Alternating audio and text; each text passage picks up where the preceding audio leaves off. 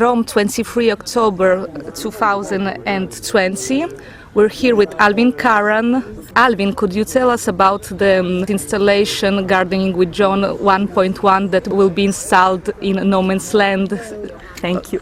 Of course I will, but I think we're actually talking about Gardening with John 1.3. And is it 1.3 or 1. Maybe it's 1.2 and a half. In any case, this is a project in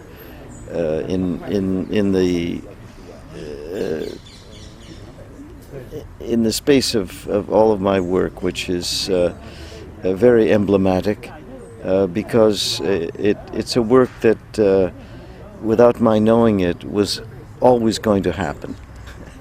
It's a work that brings together many aspects of my activity over 50 years, more than 50 years, and especially it brings together my relationship with John Cage, my absolute dedication to creating works of sound art which have been growing and becoming more a part of my expression in the last 20, 30 years as a person who began as a simple composer, writing chamber music and orchestral music and choral music, and finally finding this opening, this pathway, these roads, these rivers, these great spaces, which opened up to me quite naturally as a installation artist who discovered, as I say, quite spontaneously, that the sound world around us is a natural symphony, is a natural piece of music, ongoing, never stopping. We don't know when it ever began. Began with the creation of the world, presumably. And this world of sound has become a very personalized vocabulary for my continued expression in music. I don't see I make no distinction between natural sound, anything that I can hear, and music itself. It's all music. So these are just words, but it explains where, as they say, I am coming from. And from a academic background and being a young composer in the radical side, in the radical part of the late 20th century, following the masters, the young masters of that time, such as Stockhausen, Luciano Berio, Luigi Nono, many Italians, Giacinto Scelsi, Bruno Maderna, Elliott Carter, who was one of my most important teachers, and many others who were preparing me to enter into the world of classical contemporary music. Somewhere I took a wrong turn. I took the wrong road. I continued very much in this direction, but we have a lot of sound competition here. I think we took the wrong table here right now. Anyway, I We can change table. no. It's just I took this road, which, as I say, began basically in the middle '60s for me here in Rome, when I went around the city with a portable tape recorder, and I recorded yes, every fountain, every bird, every person,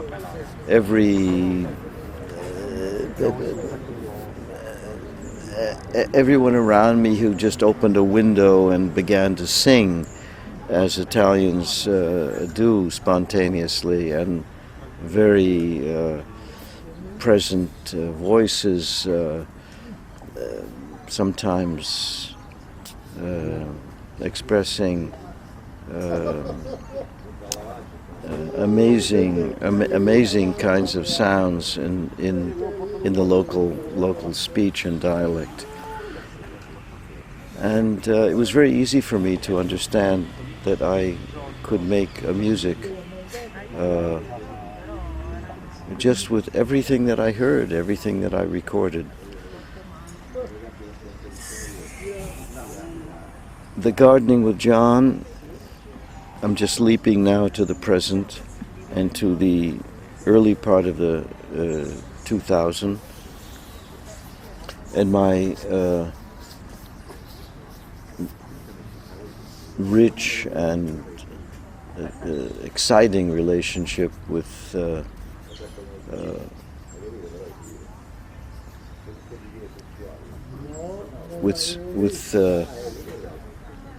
Mario Pieroni and Dora Stiefelmeier.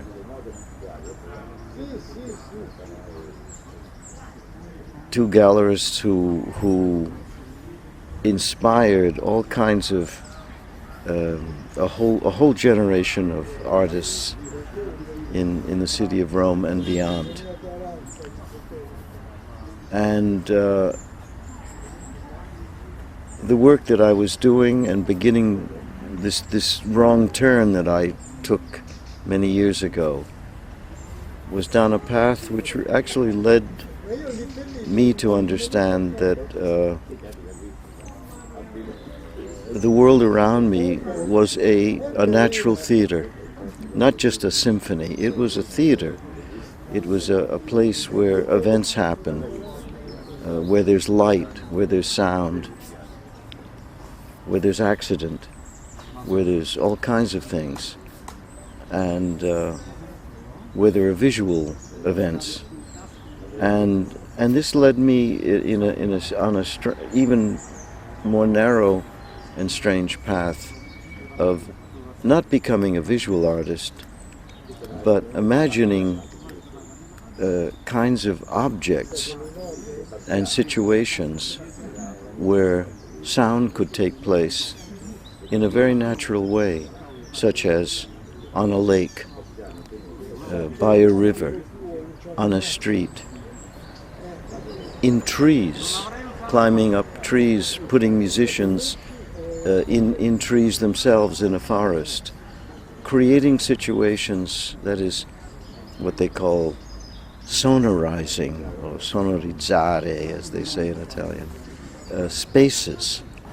One of my pieces that hasn't been realized yet, but I hope will be realized soon, is a well, in Italian, un pozzo, which is 10 to 15 meters deep. And instead of just having water in this well, we have the rivers, the sounds of the rivers of the whole world, the sounds of the whole world, the voices of all of people in the world, all of the languages in the world coming out of this well. And so this well as a kind of center, as a kind of place that extends to some sort of unending archive, un archivio, of all of the sounds that of our whole planet. And anyway, this is a work that's going to happen someday. But it's in this direction the world as a sounding theater and a sounding place that really began to attract me and began to inspire me to make pieces of very specific, with very specific ideas and directions. One of these, and one of my most favorite, is Gardening with John. What is it? It's a simple garden shed where tools are stored. You see them all over the place. They're just a simple wooden house. It looks almost like a child's house where people put their shovels and rakes and clipping and lawnmowers and pots and earth and fertilizer and anything you store in these places. And I thought this would be the perfect reflection, the perfect image, as it were, a sonic image of a person like John Cage. Because John Cage was a great gardener, for one thing. He always had these marvelous plants in his house and outside of his house. And B, because the simplicity and the directness of such a little house would be a perfect place to just sit and listen to John Cage laughing. And I obtained, I have recordings of John, of course, that I had made in his house. This was after his death in 1992. But I obtained a wonderful recording of 4 interviews that John Cage and Morton Feldman made for an alternative radio station in New York called WBAI. And these were marvelous 4 hours of 2 of the world's great contemporary composers talking to each other and laughing. Everything was funny. And considering how serious their music was, it was just beautiful to hear 2 people getting together and with a microphone between them and telling jokes and telling stories and basically just living moments of their own kind of sonic joy, una gioia sonoro, in their laughter. So the laughter of John Cage, of course, is famous around the world. He had this amazing kind of laughter, and I had some samples of these sounds, and I had used them in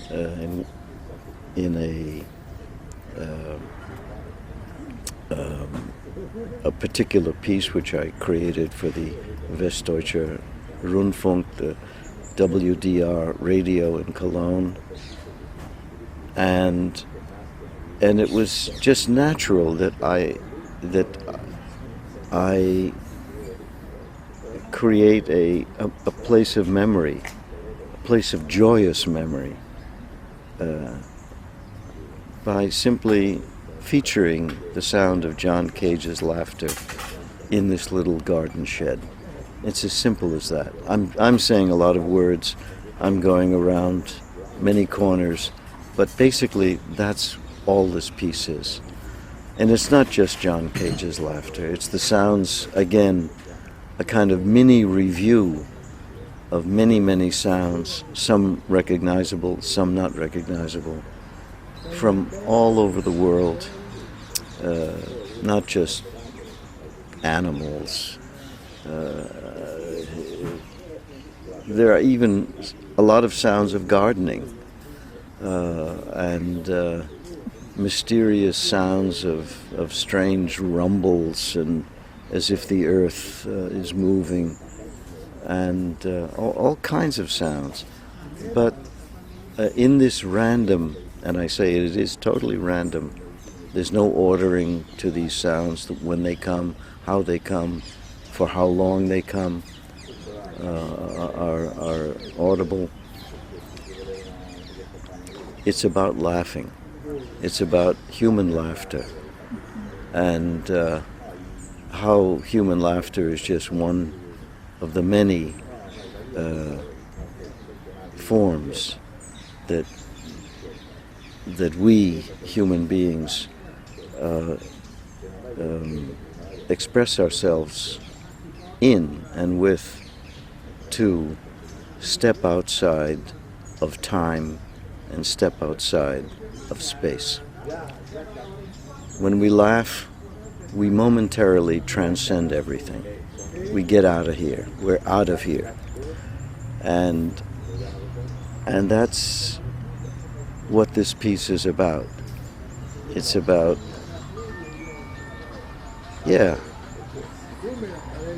entering into a moment of absolute, momentary, transitory happiness.